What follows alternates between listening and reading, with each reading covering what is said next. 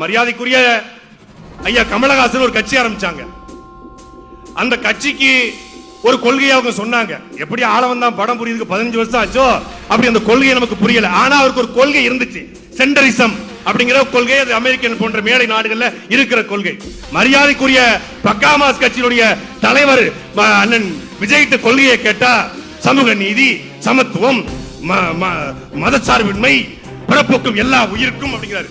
பிறப்போக்கும் எல்லா உயிர்க்கும் என்பது திருக்குறள். உங்க கொள்கை என்ன?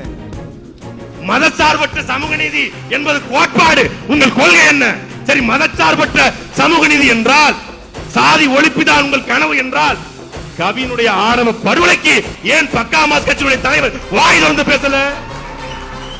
சமூக நீதி, சாதி ஒழிப்பு உங்கள் கோட்பாடு என்றால் 1992ஆம் ஆண்டு ஜூன் மாதம் 20ஆம் தேதி தருமபுரி மாவட்டம் அரூர்ல வீரப்பன் தேடுதல் வேட்டை என்கிற பெயர்ல வாட்சாத்தி என்ற கிராமத்தில் புகுந்த 185 வனத்துறை அதிகாரிகள் கிட்டத்தட்ட 35 பேரை கொன்றடித்து 18 பெண்களை பாலியல் வன்கொடுமை செய்து இந்திய நிலத்திலேயே நடந்த மிகப்பெரிய பாலியல் வன்கொடுமை வாட்சாத்தி பாலியல் வன்கொடுமை.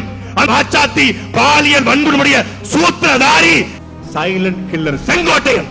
அந்த சைலண்ட் கில்லர் செங்கோட்டையனை உங்க கட்சியில சேர்த்து வச்சுக்கிட்டு நீ சமூக நீதி பேசுறீங்களா? சமத்துவம் பேசுறீங்களா? சாதி ஒழிப்பு பேசுறீங்களா?